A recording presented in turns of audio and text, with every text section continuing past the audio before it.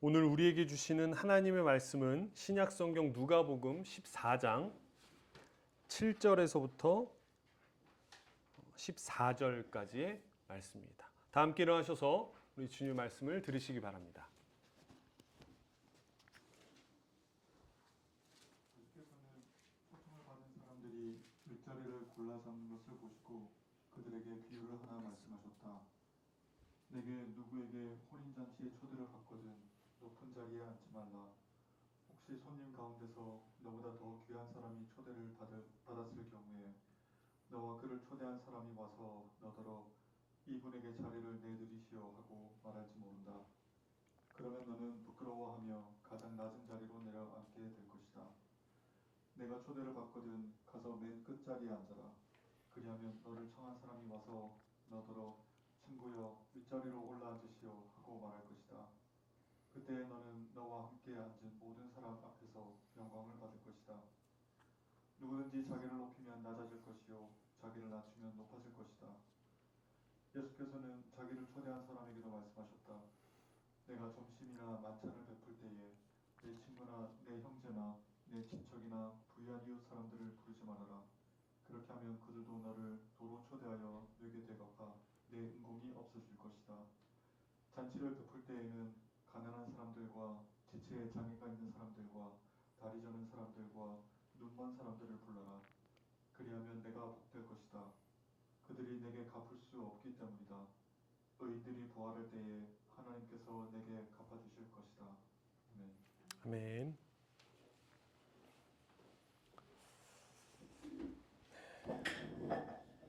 네, 다시 한번 참 좋으신 우리 주님의 자비의 평화가 오늘 하나님 앞에 나오신 모든 교우 여러분과 함께 하시기를 빕니다. 우리 앞뒤 옆에 계신 분들과 잘 오셨습니다 라고 인사하시기 바랍니다. 잘 오셨습니다. 네, 잘 오셨습니다. 네, 처서가 지났는데 입추가 아니라 이제 처서가 지났는데도 무더위가 여전한 것을 보면서 모든 것에는 때가 있구나라는 생각을 하게 됩니다. 때에 맞지 않게 늦추어지거나 반대로 앞당기려 할 때 좀 문제가 생기는 것 같습니다. 우리의 삶도 그렇고 특별히 이제 아이들을 키우다 보면 아이들도 그런 것 같아요. 억지로 욕심내면 안 되는 것 같다라는 생각을 또 하게 됩니다. 아이가 자라면서 이제 저희 아이들이 자라면서 고민이 되는 것 중에 이제 하나가 있었는데 그게 뭐냐 하면 바로 생일입니다. 생일. 이제 아이들이 크면서 이제 친구들과 관계를 맺으면서 살아가잖아요. 그런데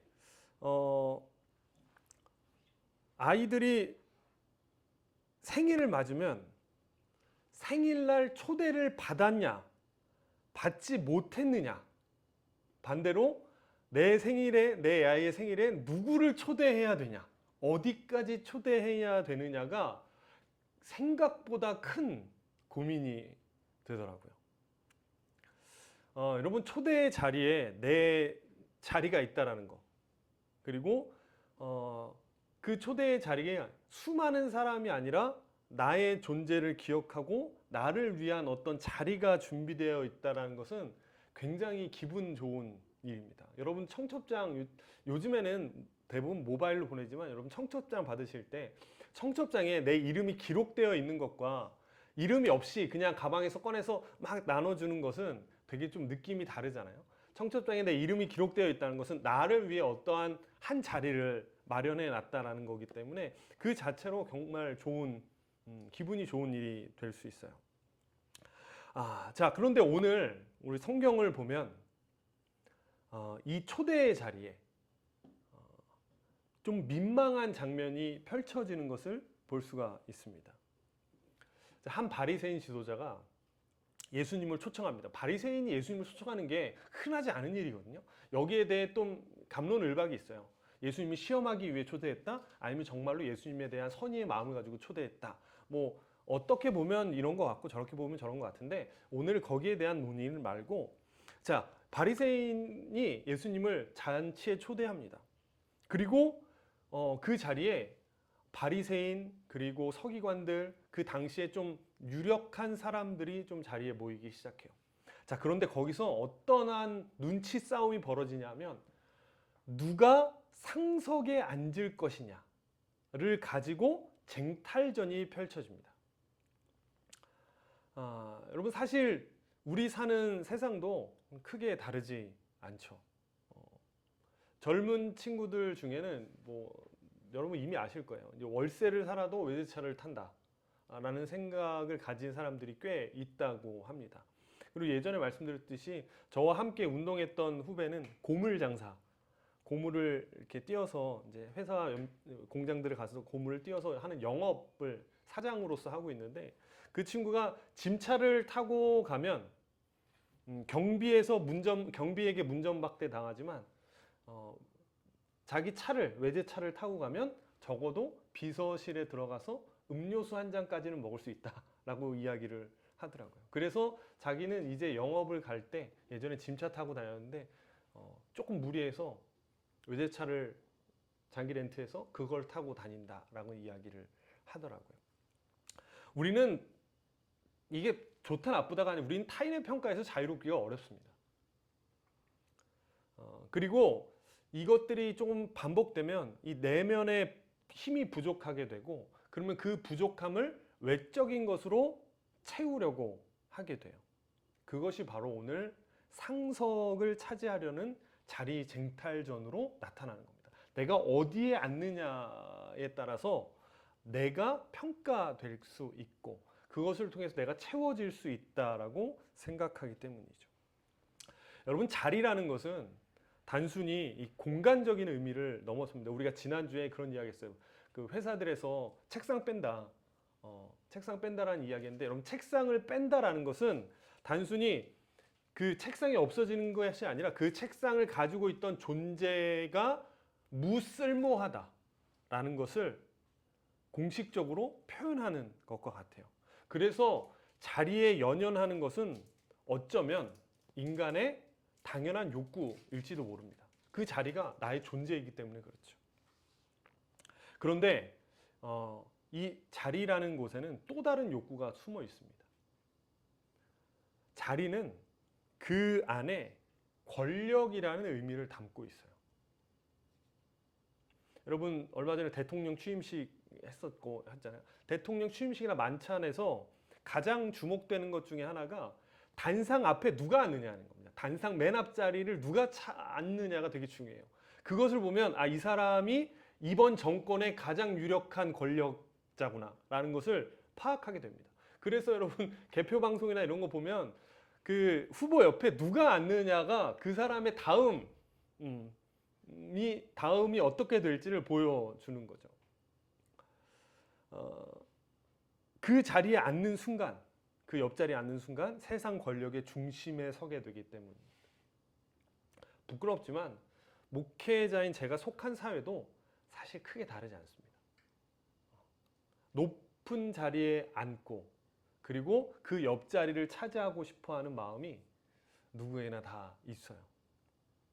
근데 여러분 높은 자리에 익숙해지는 순간 우리는 그 자리에 노예가 됩니다. 자리가 사라질까 하는 두려움은 집착이 되고요. 결국 우리를 삼켜버리게 됩니다. 오늘 본문의 말을 빌리자면 이렇게 표현할 수가 있어요.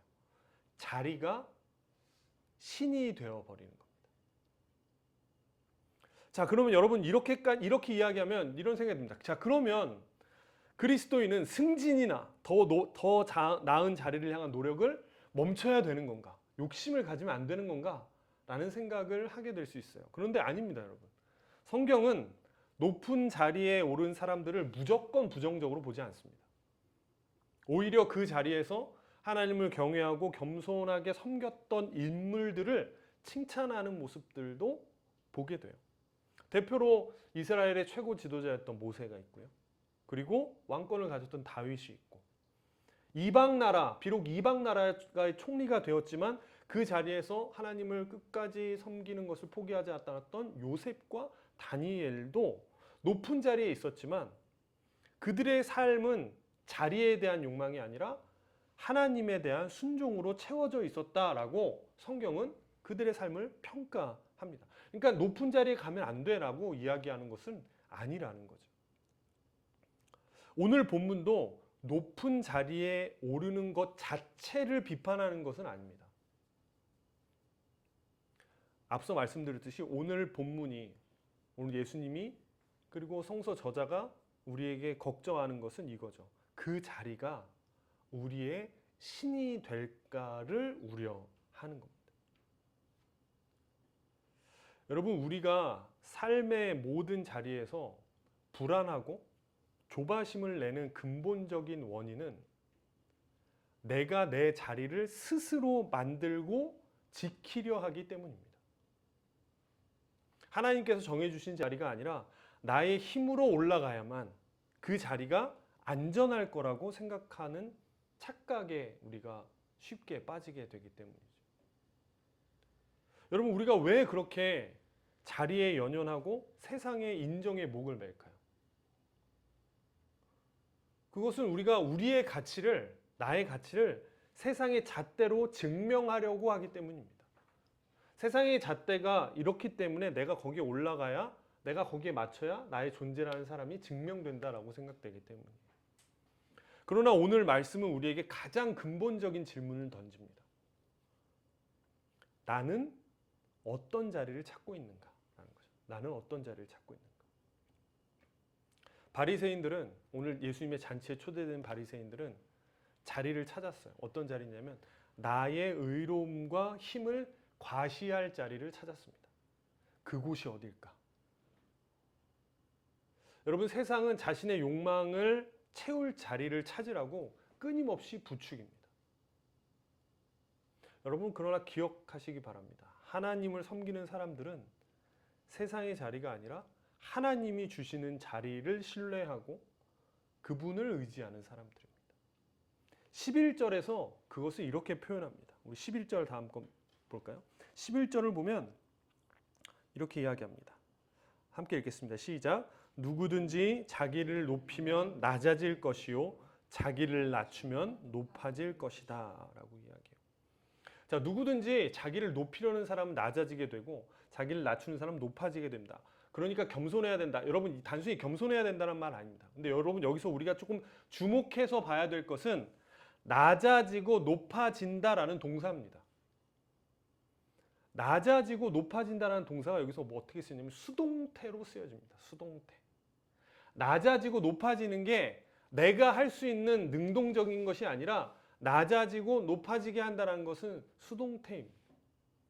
즉 하나님께서 그 일을 낮아지게 하고 높아지는 일을 누가 하냐면 하나님께서 하실 거라는 거예요.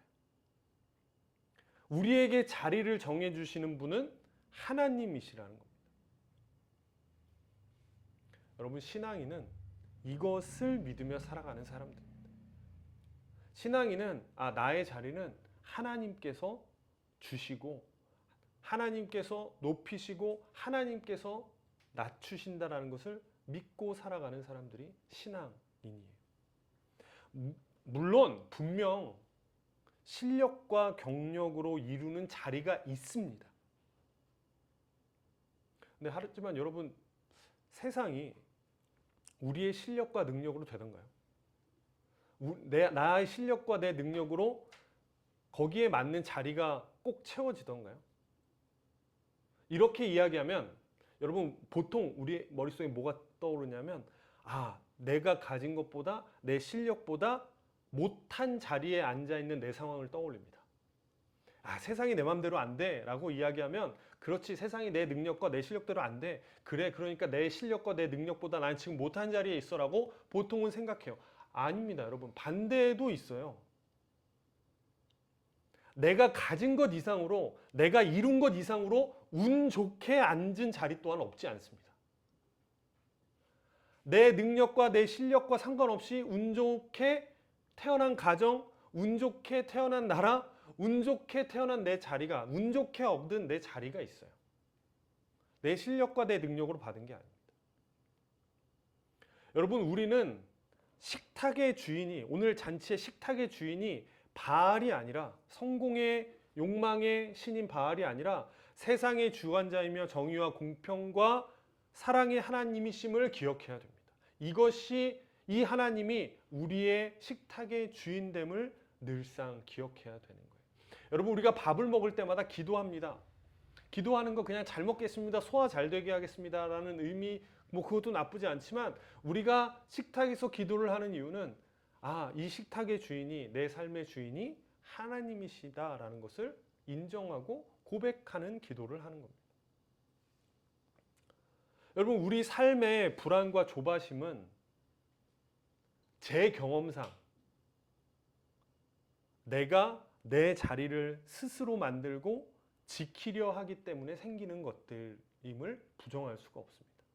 내가 내 자리를 스스로 만들어야 되고 더 높아져야 되고 이걸 지켜야 된다는 생각이 많아질수록 불안해지고요.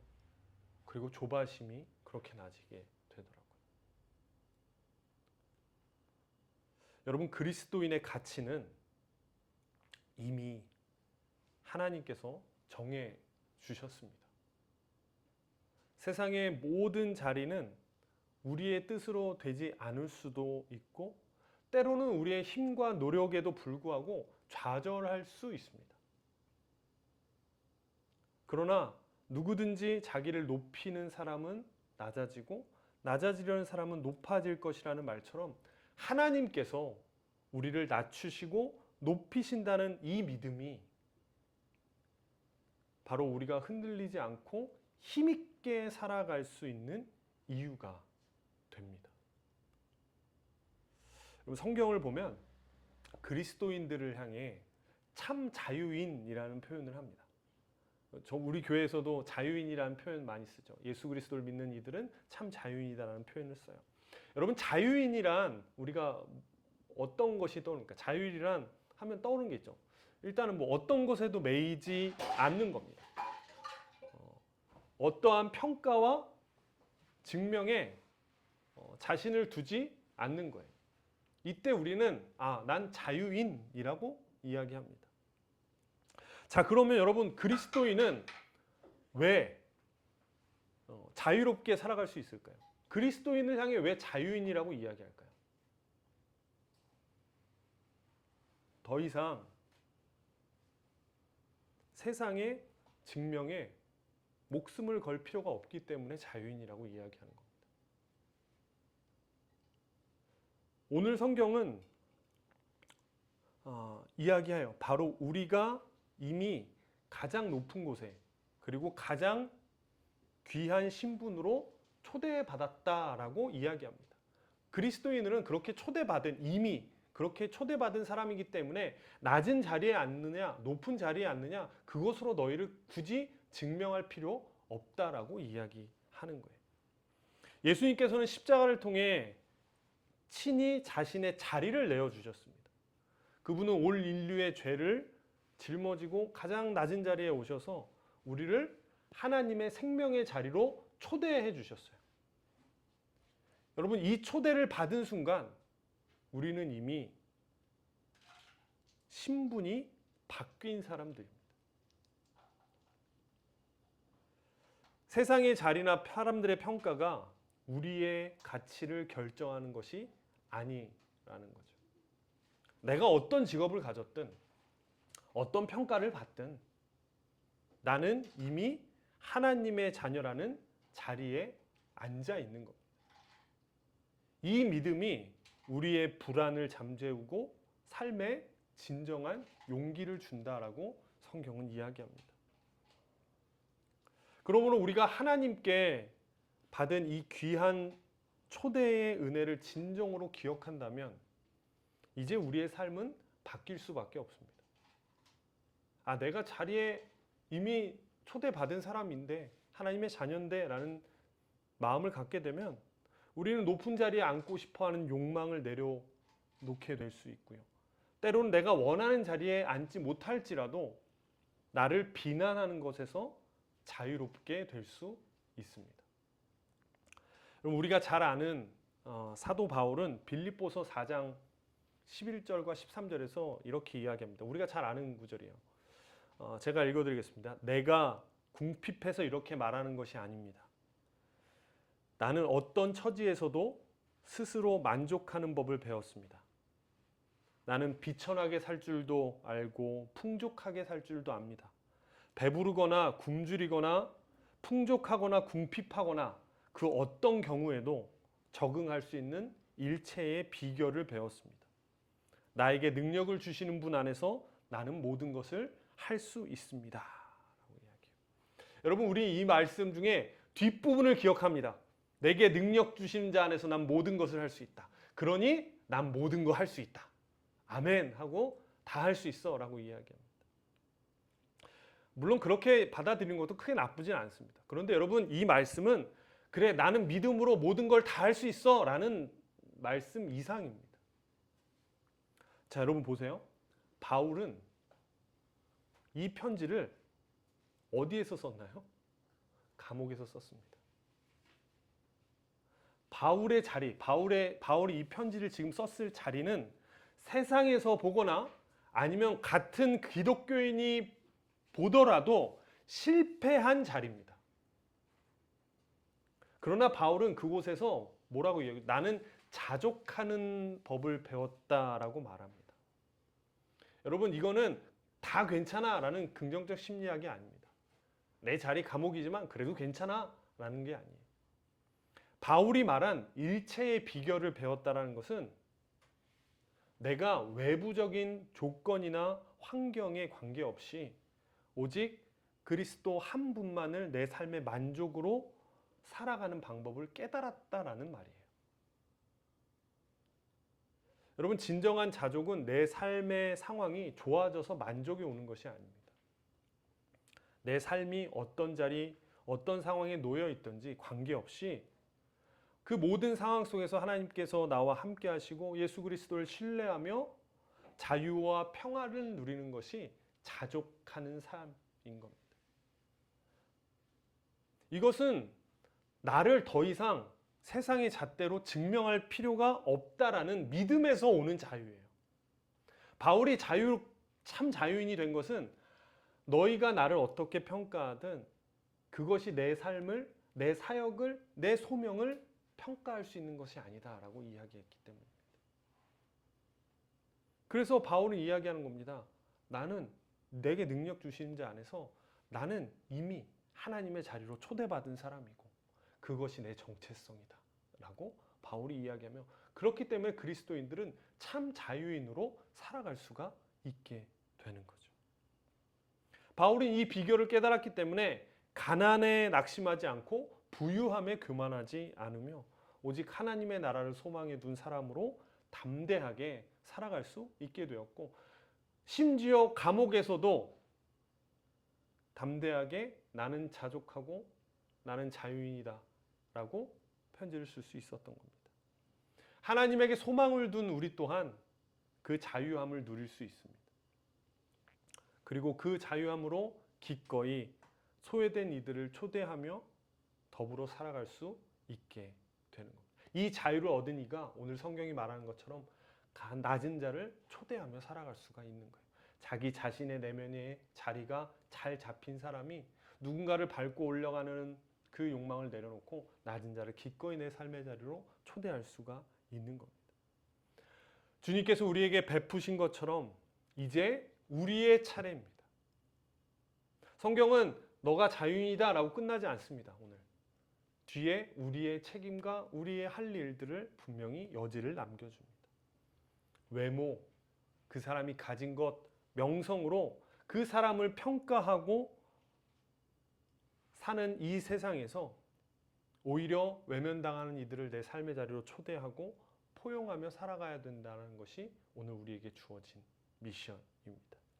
나를 초대해 주신 주님의 자리에 우리 또한 내 이웃을 초대하면서 살아가야 된다는 거죠. 잘난 사람들의 화려한 식탁이 아니라 진심을 나누고 우정을 나누고 삶을 나누는 진정한 예수님의 식탁을 만들어가는 우리가 되기를 주님의 이름으로 간절히 축원합니다. 기도하겠습니다.